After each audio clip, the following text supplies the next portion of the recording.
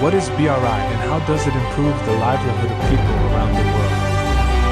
Here we will have multiple clips to hopefully explain it better to people to understand the Belt and Road Initiative and how it has changed the lives of many people in regions of the world. 春发其华，秋收其实。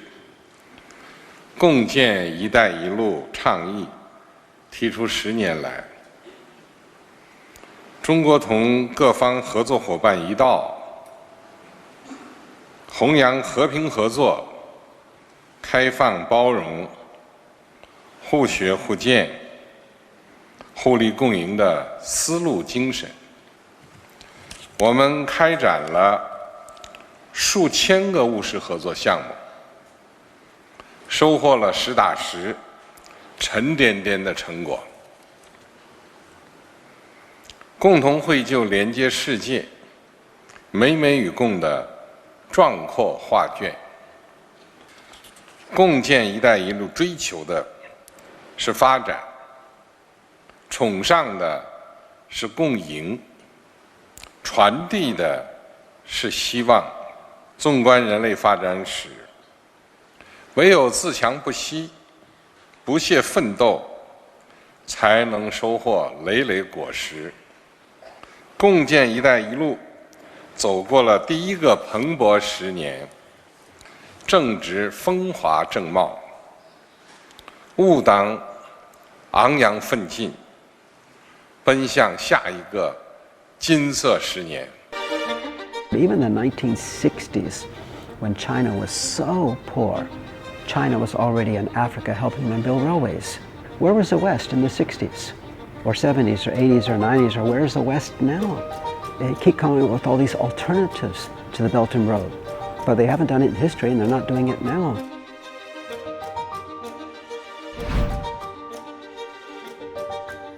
A 100 years ago, the European nations divided Africa into little countries based on specific resources.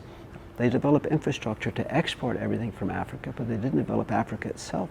The Western aid is used to bolster corrupt governments to keep the trade flowing. So it doesn't develop the countries. It doesn't get to the people.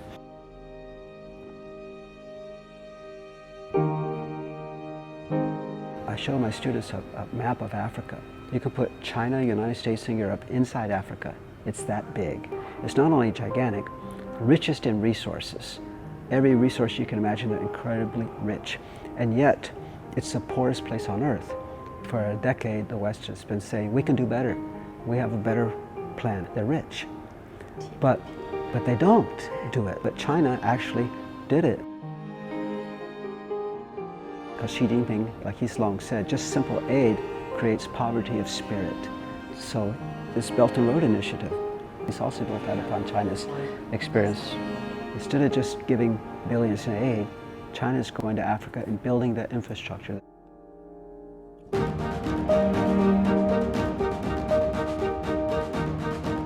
The way China developed so fast the past 30 years is China built a good infrastructure throughout the entire country. You know, even in the very remotest areas in Tibet, they do e-commerce, all these things. So China is using that experience from that. They're doing the same thing in other countries. China has helped so many countries with this. The Belt and Road Initiative, it's like my son in Africa doing the volunteer medical work with his wife and children. Seeing the Chinese everywhere in remote areas, helping these people improve the local infrastructure. And it's helping Africa. You read the Western media about China and Africa and it's, oh, but you talk to Africans and they're very happy about what China is doing in Africa. China has also built things in Africa such as the industrial complex for factories and businesses. They're teaching them how to fish so that they can lift themselves. So what are your expectations for the next decade of the Belt and Road Initiative? I think that the African countries, some other Asian countries, will experience what China has. China built the infrastructure. That was a very basic, pragmatic, simple plan, but that helped the entire country to blossom. And if Africa has something like that, I think it will blossom.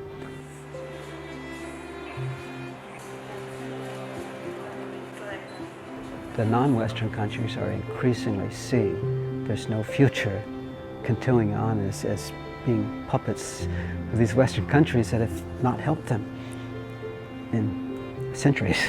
And there's more and more countries like this are saying, we want China's help because they're not getting it from anywhere else.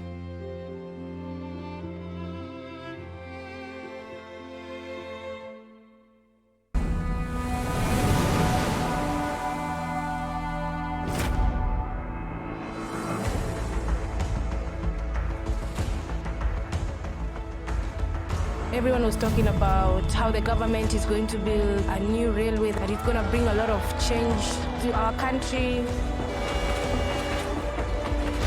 The investment of the Chinese company transformed the Piraeus port, becoming one of the most successful ports in the Mediterranean. 中国班列都是满载而去，满载而归。我们中国的消费者也能够享受更加多元化的商品。和世界舞蹈界对话的时候，用我们的舞蹈告诉世界当代中国人对和平和友谊的态度。他呢，双目失明了，真的是很需要我们帮他做这个白内障手术。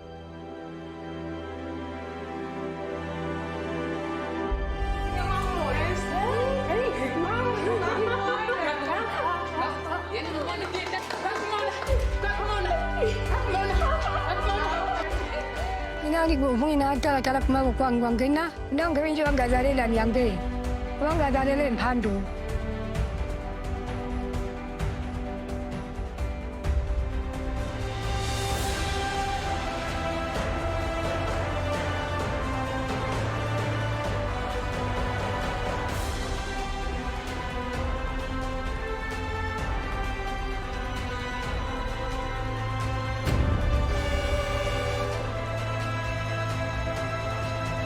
让我们携起手来，一起播撒合作的种子，共同收获发展的果实，让各国人民更加幸福，让世界更加美好。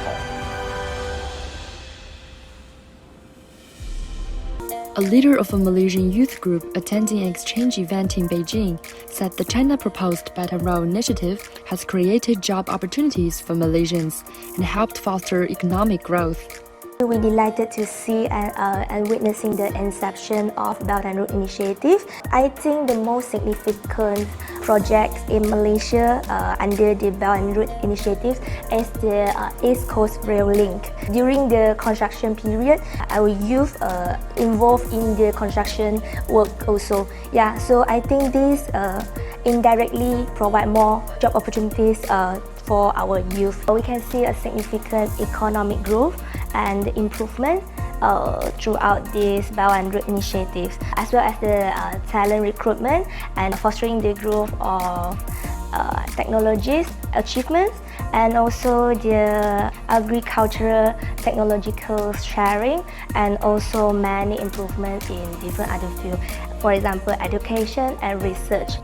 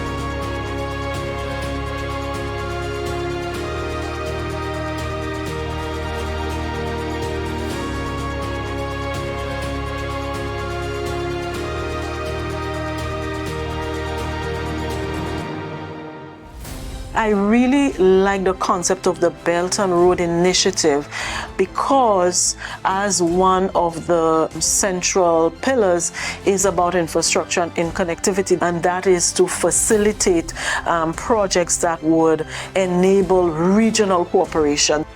So the Belt and Road Initiative is the foundation to build infrastructure in countries. These are all the first stage requirements for development of any kind, certainly industrial development, and improving the standards of living of the people of the country. So this is the most significant. All the other initiatives can be built on top of the Belt and Road. For us to enjoy stability, we need development, and that's what the Belt and Road is bringing. I think without doubt, all the countries that have partnership into this BRI, both sides have benefited from it. I see that this is a win-win situation. I think China is playing a bigger role, promoting peaceful harmony between all the other countries in the worldwide arena. هي مبادرة غاية في الأهمية للبشرية والإنسانية، مبادرة تنموية، مبادرة اقتصادية تصب في صالح الجميع، المبادرة التي ستنقل إفريقيا والعالم العربي وآسيا إلى آفاق عريضة من التنمية، إلى آفاق كبيرة وواسعة من التقدم والرفاهية للشعوب والرفاهية للدول.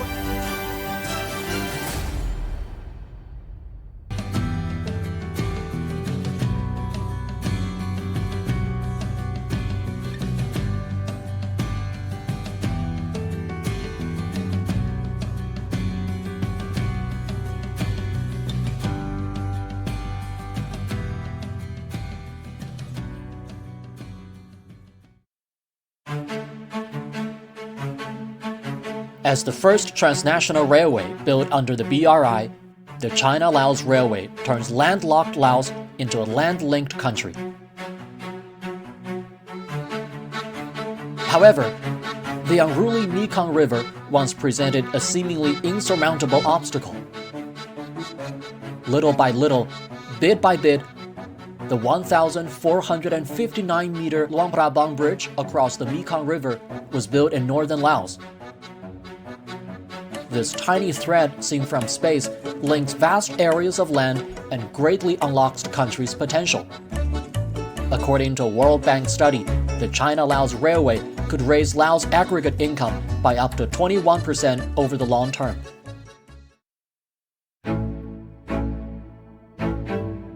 In a desert some 50 kilometers east of the Egyptian capital Cairo, where it's supposed to be desolate, dozens of high-rises are taking shape. This is the central business district in the new administrative capital of Egypt. It stands as a model of sustainable development and a good example of friendly cooperation between China and Egypt. One of the most eye-catching buildings is the 385.8-meter-tall iconic tower, which will become the highest skyscraper in Africa when it is completed.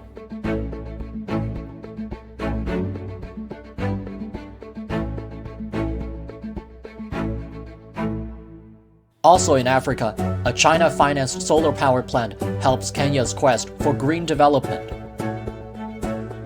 Garissa Solar Power Plant is the first major solar plant to tap into Kenya's vast solar resources as the East African nation diversifies its power generation to reduce energy costs.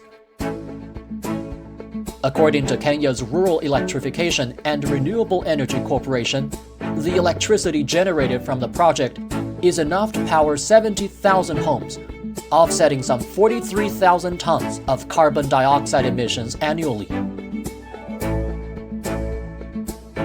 Kenya's neighbor, Ethiopia, is another country that has benefited from the Belt and Road Initiative. Located in the southern suburbs of the Ethiopian capital Addis Ababa, the China-aided headquarters of the Africa Centers for Disease Control and Prevention, or Africa CDC, was officially inaugurated in January 2023. The Twin Towers resemble a pair of hands, echoing the emblem of Africa CDC.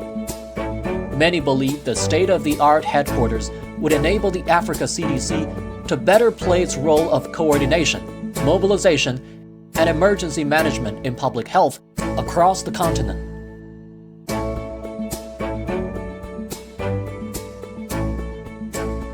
Transition to EVs is a global trend.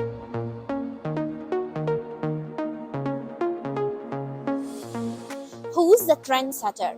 See, in Europe, among every 10 electric vehicles, there is one come from China. Even my friend in Egypt called a lot lately, asking about Chinese EVs. To figure out why these cars become so popular, right now I am in Shenzhen, a city with ambitious plan to produce more than 2 million electric vehicles every year by 2025. Oh, the streets are green and so clean. When I take a breath, I could feel the fresh air. Chinese EVs changed the lifestyle of the city. To learn more, I'm going to visit the headquarters of BYD, the company that smashed the production record by reaching to 5 million electric vehicles in August this year. Hi Sandra, good morning. Welcome to BYD. I'm Louis. Hi Louis, what are you going to show me today? I will tell you some of our story and also I will give you some surprise. Let's go! 目前我们有4大业务：汽车、轨道交通、新能源和电子。我们现在全球有超过9万名的一个研发人员。这个是我们的一面专利墙，你可以猜一下上面有多少个专利？500个。上面有超过1250个专利。那我现在就带你去看我们的其中一项专利。走。这个就是我们的专利之一——刀片电池。Wow, this is really a tough one. 这一套就是叫做 DSAS-P， 也就是我们的液压的一个车身控制系统。你看这样的话，我就可以一键实现4轮举升。那这个合适在沙漠开的是吗？可以的。最近我的同事就开着仰望 U8 在西北冲沙。这个就是我们的云8模型。This is the real one. 它是我们全部自主研发的一个地上轨道交通系统。我们这一个车是全部的无人驾驶，所以你可以看到我们大部分员工都是做的这个。看到的这个是我们的 D-Link 智能网联系统，它可以实现众多的功能，把你的手机和你的车甚至连接到一起。Sandra， 那我现在就带你来体验一下我们比亚迪的产品。你好，董事，来了，打开遮阳帘。好嘞，正在帮你打开遮阳帘。那在中东有哪些国家可以买你们电动车呢？我们现在已经进入了海外57个国家和地区，现在在约旦、阿联酋已经可以买到比亚迪的电动车了。我们也会为更多的中东消费者去带去我们的比亚迪汽车。我们积极践行绿色“一带一路”的一个发展理念，并且希望把我们为地球降温1度的一个绿色愿景带向全球。BYD successful story taught me the secret of the fast development of Chinese EVs industry. While I was growing up, people used to say the best cars are the ones are made in Europe. But now these cars may come from China. And that's what amazes me. Chinese people showed me possible ways to achieve the green vision with tech-driven action to build a better future for everyone and our planet.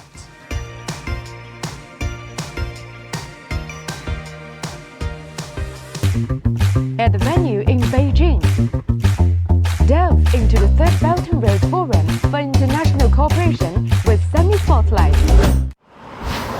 From ideas into actions, from a vision into reality, the Belt and Road Initiative has delivered real gains to participating countries. At the ongoing Third Belt and Road Forum for International Cooperation, insiders have shared their views on high-quality BRI cooperation. I think that Belt and Road is the future of international cooperation. Every year you will find more countries coming in and joining because everybody believes that this is one of the best forums that can lead to prosperity for a lot of countries. Well, it's quite obvious. I think China is playing a more and more significant role in the development of the world. And I don't think that anyone would like to miss out. BRI is a very common platform for many countries for cooperation, and up to now it's already been 10 years, a decade already. The cooperation level reached a momentum, so therefore it's inspiring more countries to involve. Because the power of this project brings goodness. It's oriented and brings the prosperity not only in this part of the world but everywhere. I think the main critical element is the understanding and the bridge making. It's not only an economical issue, it's a cultural issue as well. More and more people understand what benefits this can bring to the whole world, not only to China. I must say people-to-people connection is really changed after Belt and Road Initiative, because first, if you need to have a deeper trade ties, or you also need a people-to-people connection. That brought more business, mutual cooperation. It has brought in the technology and capacity that we didn't have. BRI has given us the ability to now move our project forward with speed. I'm very impressed. I'm visiting a lot of Africa. This project brings people prosperity, brings them higher level of life. I would say this project is very kind and human-oriented. We can see that it's already changed from theory to practice. So we have very many specific examples across the world. So I'm quite optimistic for the future years of the BRI. The expectation is that there will be better relationship between our country and other countries, and to be inclusive in economic development for the whole. This project lasts for 10 years, but I think this is only the beginning. It's a beginning of big story with a happy end, which will have their significance for the whole world. If I said Belt Road, what you are going to say? Important. Innovation. Opportunity. About the connecting people and culture. It's all about jobs. Operating, uniting together to make a difference. Breathtaking. Health. Gift. Trade. Communication. Hope. Purpose. Development. Important. Cultural exchange. Very good. Happy. Investment. Friendship. Innovation. Growth. A future.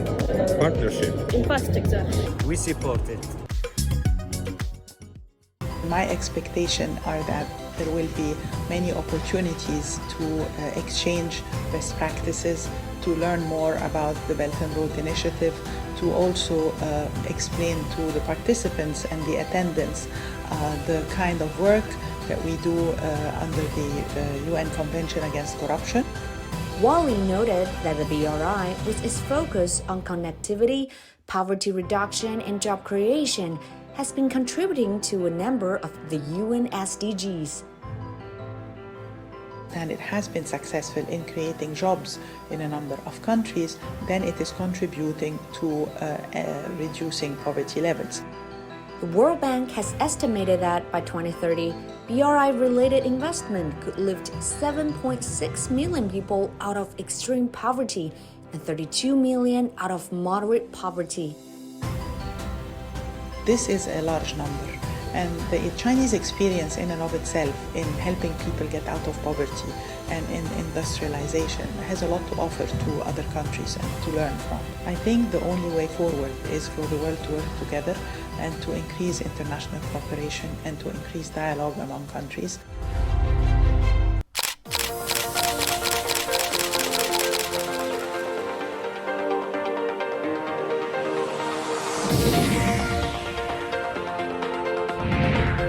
Greetings from Yanqi Lake in Beijing's northern suburbs. 6 years ago, global leaders gathered here for the very first Belt and Road Forum in 2017. The exchange of ideas during this event really accelerated a transformative journey and left an indelible mark on the world stage. This year marks the 10th anniversary of the Belt and Road Initiative, a testament to global unity and cooperation. With connectivity as its main theme, the BRI is about building bridges, metaphorical and physical, connecting nations, cultures, and economies. What does the international community have to say about the progress made so far? And how are experts assessing this initiative? Today we're taking a deep dive into this program and trying to figure out what is this program and why did China launch it? Well, obviously the BRI was historic. It's transformative. In many respects, it was epic in the sense that it changed the directionality of development for the greater number of human beings in the world towards the road of a development rather than the road toward more poverty and misery. It's a global community of shared future. I think that is one of the biggest big ideas that has been put forward on a strategic level this century.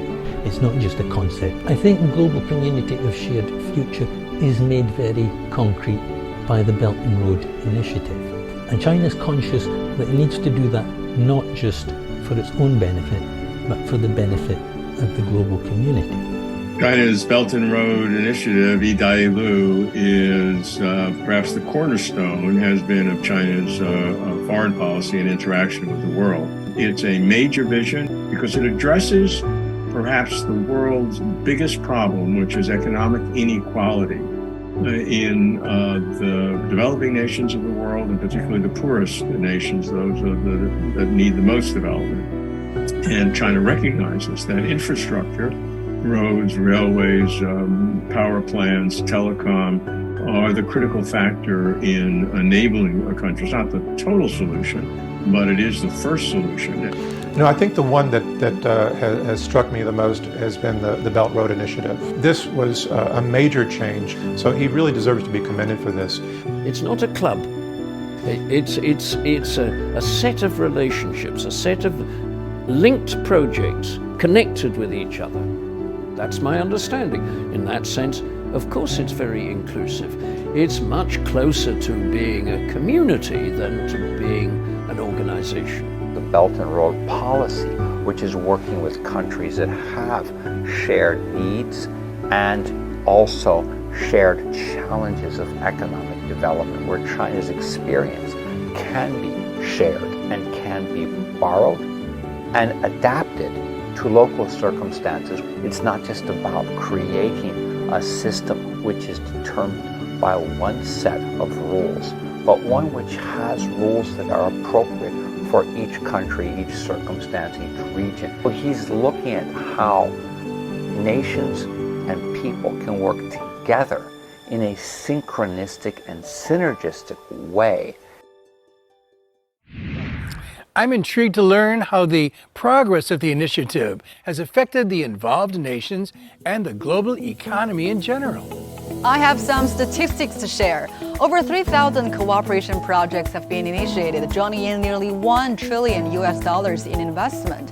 And over 150 countries and more than 30 international organizations have joined the initiative. A number of flagship projects, such as the Mombasa-Nairobi Railway, the China-Laos Railway, and the Jakarta-Bandung High-Speed Railway have already been completed and are now operational. These projects have not only given rise to significant landmarks in many countries, but also helped improve the quality of life for countless individuals. So it's a massive undertaking to benefit the world, to raise people up, for people have the opportunity, have the infrastructure, have the support and the resources they need, provided in cooperation with the government, to be able to improve their lives.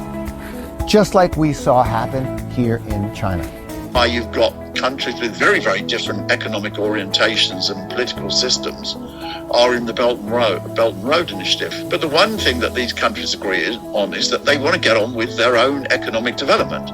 Well, it has given them a sense that they do not have to remain in conditions of dire poverty, conditions of veritable slavery to what is called our Western economic system. They have learned that one can take oneself up by the bootstraps through infrastructural development as a fundamental basis for moving the country forward. This, I think, has created a different momentum, which is going to be unstoppable in terms of moving forward over the next decade. A lot of infrastructure has been made, a lot of job opportunities has been given, and for the businessmen, a lot of business opportunities are now available for Pakistani people. It has supported the economic growth and social development of many developing countries. It has contributed to the global fight against COVID-19 pandemic and climate change. It has also enriched the cultural diversity and mutual understanding of the world. The Belt and Road Initiative has also increased trade, investment and income for the participating countries. So it's offered developing countries an alternative to the International Monetary Fund and World Bank in terms of funding for infrastructure projects, and allowed developing countries to leverage China's expertise and cheap but good quality goods for their own development. The Belt and Road is also his initiative. This is brilliant because it has almost unlimited potential, because it is based on a growth of connectivity, not just connectivity through physical projects, but also through interchange of science, of research, of education, of cultural exchanges, and all of that linking up people. I think this is very important. Especially makes the difference to Western globalization also. These countries maintain their sovereignty and will have their autonomous political and philosophical and scientific and social principles maintained, and at the same time developing economics directly through projects, physical projects, or indirectly by bringing people to a higher level of understanding each other and a higher level of education, so that they by themselves will develop internally further growth motives. The big picture, the Belt and Road, the foundation of the Belt and Road is to give the first step in for developing countries to grow. But it's not the only step.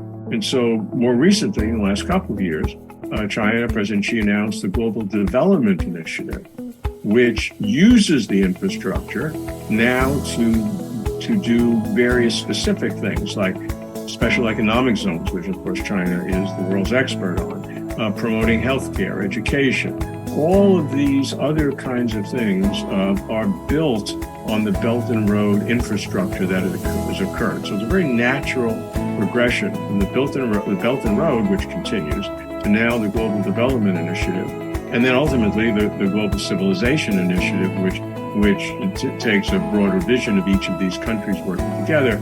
So it's a very coherent strategy. And I think in 10 years' time it'll be even more important, because it corresponds to the desire of the great majority of the world's countries to develop themselves. The Western nations, which had long prided themselves on being the implementers of development for the rest of the world, have shown themselves to be relatively bankrupt in that respect. China, which was a newcomer on the development scene, has shown the way forward. Belt and Road Initiative is a voluntary and cooperative initiative that respects the diversity and sovereignty of each country. The Belt and Road Initiative projects are based on mutual consultation and agreement between China and the host countries. China does not impose its will or conditions on other countries. I think China's goal is to promote a fairer world in developing countries having a bigger say, and it's not necessarily a bad thing. So people should be supporting this shift in the world.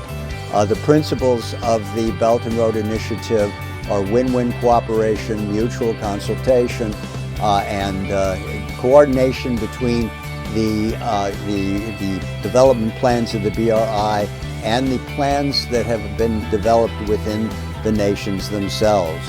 It is a collaborative effort. It is based on the notion of equality and equal opportunity and mutual benefit. The Belt and Road Initiative is a global initiative that covers more than 150 countries across Asia, Africa, Europe, and Latin America. It is not aimed at any specific region or country. It is open and inclusive to all countries and regions that share the same vision and goals of the Belt and Road Initiative. China wants the world economy to grow fast, which means that the countries in the Belt and Road need to grow fast. Is China trying to win out of this situation? Certainly it's trying to win.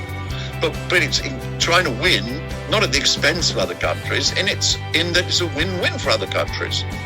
Well, I think China, with its own understanding of itself as an ecological society, has been more than any other country intent on creating development which is environmentally friendly, utilizing the most recent and up-to-date methods in terms of construction, in terms of technologies, utilizing particularly the high-speed rail technologies, which are much more environmentally friendly than your old railroad systems, has been a hallmark of the Belt and Road Initiative. So I think what actually the BRI has done, it has created the understanding of an environmentally green, if you will, development process. It seems that the BRI has, over the past decade, propelled nations towards sustainable growth, stimulating infrastructure development, trade facilitation, and cultural exchanges. Has the initiative fostered a suitable development model for politically and economically diverse countries?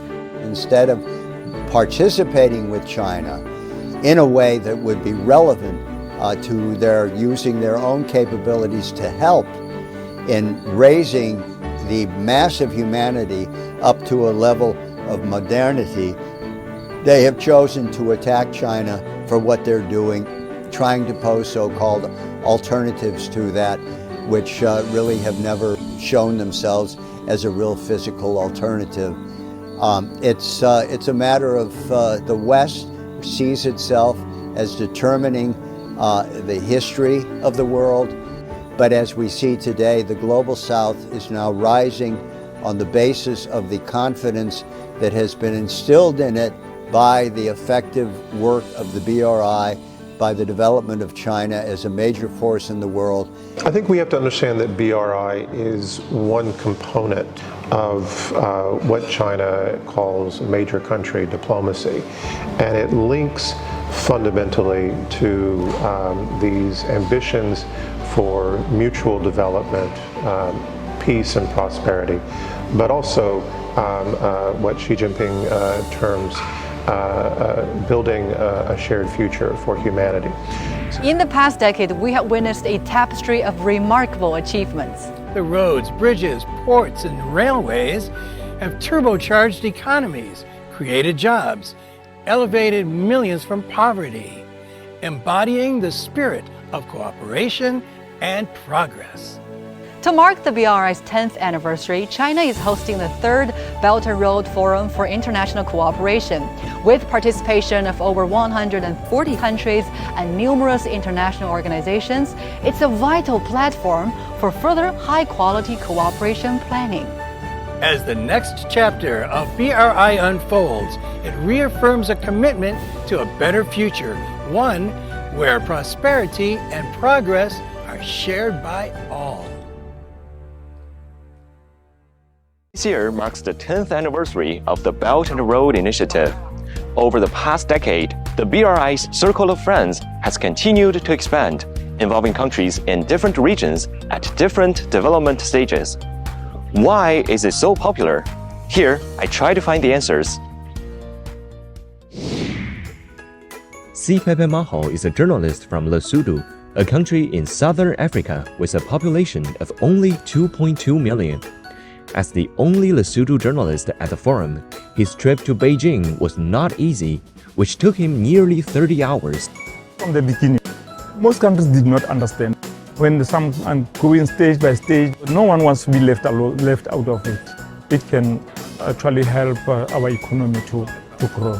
It's the best initiative of all time in this century, the best way. Since its launch 10 years ago, the BRI has evolved from ideas into actions, from a vision into reality. In early October, China issued a white paper on the Belt and Road Initiative in which high-quality cooperation was highlighted. There are quite a lot of projects related to the BRI. It's not just only about the infrastructure. It's now like a global connection, global integrity. For my country, I think we need some kind of sustainable development. I mean, we need some technical support or kind of financial support to focus on technical or vocational education for young generation. 一带一路在这10年，我觉得只是个开始。它给阿拉伯国家虽然带来了很多机会，但我觉得接下来的10年才是真正的关键。A CEO conference was held on the first day of the forum, during which government officials and entrepreneurs said the BRI will add more vitality to the common development for the world in the future. Serbia has supported and been part of the Belt and Road Initiative since its beginning. Our overall collaboration has been on an upward trajectory. Definitely there's still a room for collaboration on traditional connectivity. I think also in the next phase we will see more of this digital aspect of the Belt and Road, or the digital Silk Road. So I am very positive to say that the future will be much better in the BRI program, the BRI impact, and how it will again impact the people and the countries and the economy, to make people more happy and to have more better quality of life for people. In the past months, we all have taken a trip to cities in China. I didn't expect to find authentic Russian food in Tianjin. I did not expect that the 3 weeks of China's exports facilitate global green transformation. I didn't expect that 70% of the solar panels in the world are coming from China. I did not expect that China-Europe freight trains can offer cross-border package delivery.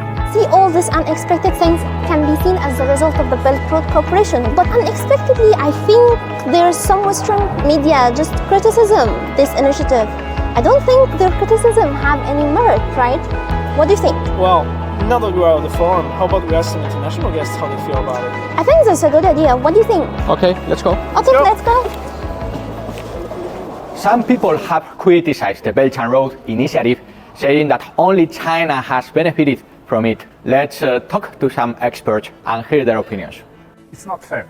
This is a way to cooperate more than to get only one part of this equation wins. I think it is a win-win initiative. When you see the contributions of BRI for many countries, for instance, in Africa countries, they got a lot of collaboration, not only in infrastructure, but in other sectors that it's important to the countries itself.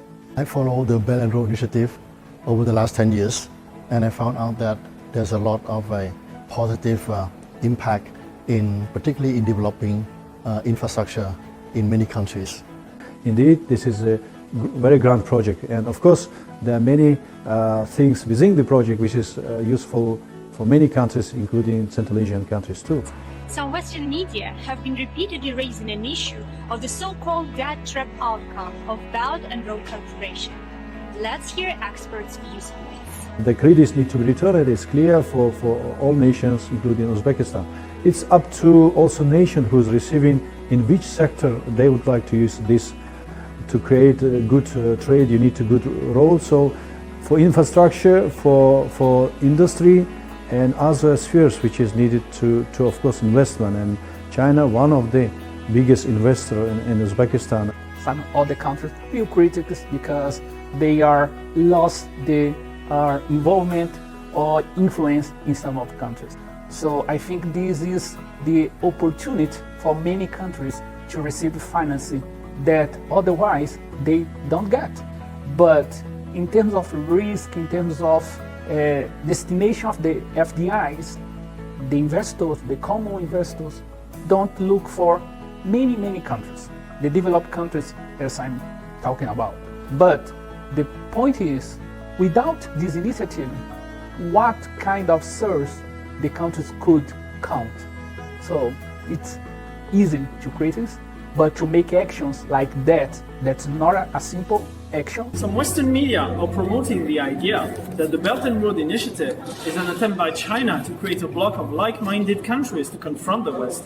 What do you think about this? Personally, I don't think that the Belt and Road Initiative was created as a bloc.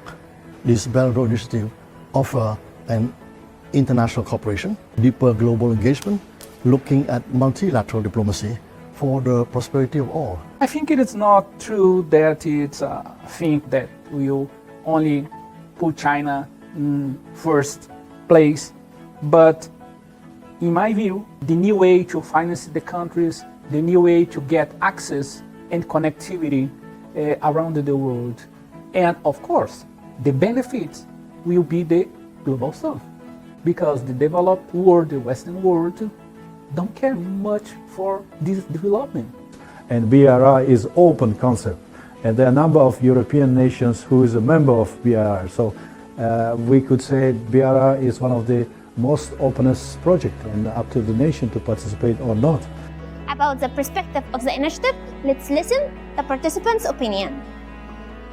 Accusations will always be when you do things, and it's not to point out the criticism, but you have to take attention in the results.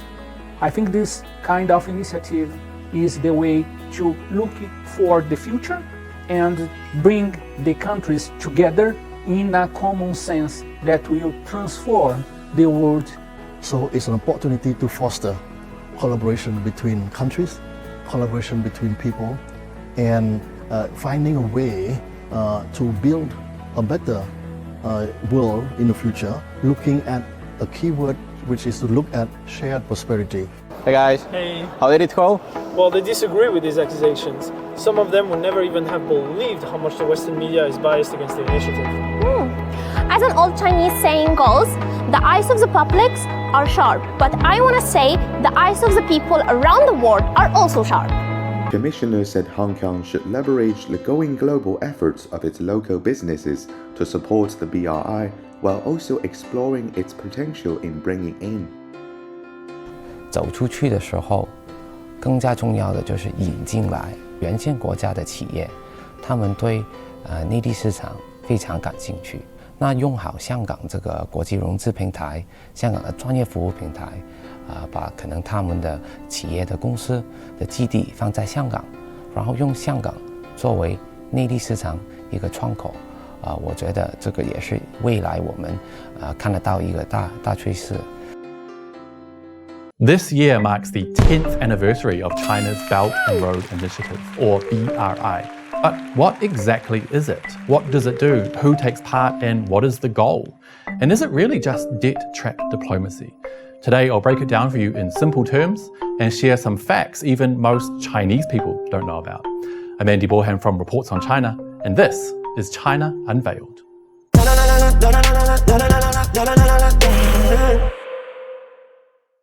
You would have heard the term Belt and Road Initiative, formerly known as One Belt, One Road, thrown around a lot in the past few years.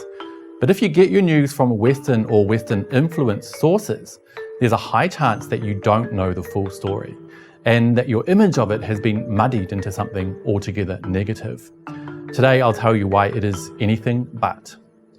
When Western media talks about the BRI, it is usually tinged with scaremongering reports of China ensnaring poor developing nations into predatory debt traps so that Beijing can exert more influence around the world. That is, of course, patently false. But first, what exactly is the Belt and Road Initiative? Well, in simple terms, it's a strategy proposed by China's President Xi Jinping back in 2013, which is based off the ancient Silk Road, a trade route created by Zhang Qian way back in 140 BC, which set off from China's then capital, Chang'an, all the way west through the Middle East and towards Europe, and the maritime Silk Road, which connected the east and west via the sea. This modern version of the Silk Road uses the spirit of the ancient routes to provide support, loans, and expertise to mainly developing nations around the world who need to improve their infrastructure in order to be able to better take part in global trade and development. This quote sums it up really well. The Silk Road spirit is consistent with the ideal of all states joining together in harmony and peace, long upheld by the Chinese nation, with the Chinese people's principles of amity, good neighborliness, and helping others succeed while seeking our own success. The last part of that quote is really important because it says clearly what China gets out of helping others, while seeking our own success. For China, a country of 1.4 billion, global trade and connectivity is an absolute must. China needs to trade with the rest of the world, both buying and selling, and that requires solid and dependable infrastructure for every nation in order to take part. If China needs to buy tea from Sri Lanka, for example, but the roads there are washed out by floods every single year, this will not only affect Sri Lanka and its people, but also China. Good infrastructure benefits everyone, and it's proven to help developing nations out of poverty. The BRI takes a people-centered approach with a focus on poverty alleviation, job creation, and improvement of people's well-being to ensure that the benefits of cooperation reach all individuals. From Asia to Africa, Latin America to the South Pacific, the construction of roads, railways, schools, hospitals, and agricultural facilities contributes to poverty reduction and improves the people's well-being in participating countries. So how does it work? Well, to put it simply, participating countries make an application for a certain project, and then the costs and benefits of the project, as well as its feasibility, are strictly analysed based on tough criteria. The BRI is working to create a long-term, stable, sustainable and risk-controlled investment and financing system with innovative models and diverse channels in order to establish a stable, transparent and high-quality funding guarantee system that ensures commercial and fiscal sustainability. If a project passes this strict process, funds are made available through China's Silk Road Fund and the Asian Infrastructure Investment Bank. By June of this year, China had signed more than 200 BRI cooperation agreements with more than 150 countries. Just one of those projects was the China to Laos Railway, which has transformed that small Southeast Asian country from landlocked to land-linked, opening up amazing opportunities for economic growth and removing it from relative isolation.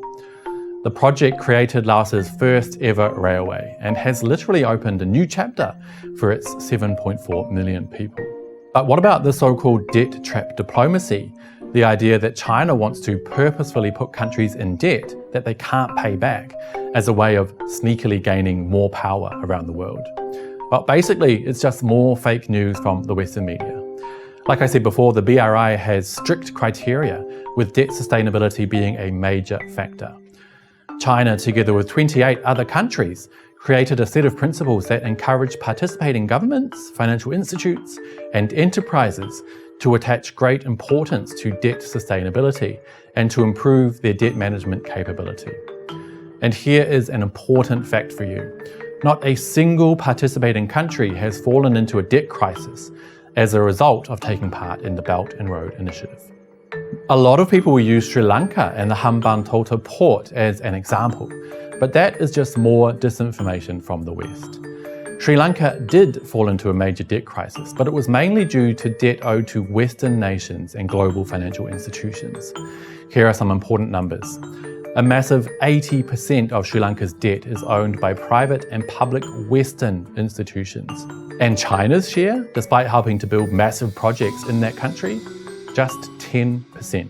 So one of the many goals of the Belt and Road Initiative is to provide developing nations with other options, with ways of developing their infrastructure and bettering people's lives, without having to rely on what Professor Wang Yiwei calls an unjust and irrational global economic order, characterized by a monetary framework dominated by the US dollar, a production chain controlled by Western multilateral corporations, and trade mechanisms marked by unequal exchanges. And do you know what the really cool thing about the BRI is? China is doing all of this without wanting to impose any ideologies or change the social systems of participating countries in any way. Check this out. Under the BRI, nations respect each other's sovereignty, dignity, territorial integrity, development path, social system, core interests, and major concerns. As the initiator of the BRI, China passionately campaigns for the establishment of a new model of international relations, characterized by mutual respect, equity, justice, and win-win cooperation. It is committed to building partnerships based on dialogue rather than confrontation, and friendship rather than alliance. Compare that with the Western-style diplomacy, which is inevitably aimed at forcing other countries to adopt Western ways of thinking and living. Well, not anymore. So I think it would be fair to say that one of the main aims of the Belt and Road Initiative is shared with Miss Universe contestants all around the globe: world peace. During a speech in 2017, President Xi said, "China will continue to hold high the banner of peace, development, cooperation, and mutual benefit, and uphold its fundamental foreign policy goal of preserving world peace and promoting common development."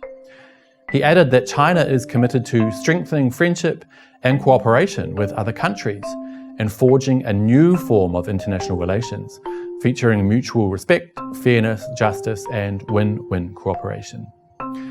And just in case you thought these were just words with no real meaning, China wrote these goals into the country's constitution and the constitution of the Communist Party of China, a fact that even many Chinese people don't know.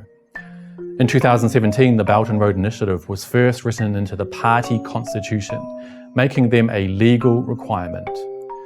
In international affairs, the party shall hold dear humanity's shared values of peace, development, fairness, justice, democracy, and freedom, defend world peace, promote human progress, work to build a human community with a shared future, and advance the building of an open, inclusive, clean, and beautiful world that enjoys lasting peace, universal security, and common prosperity.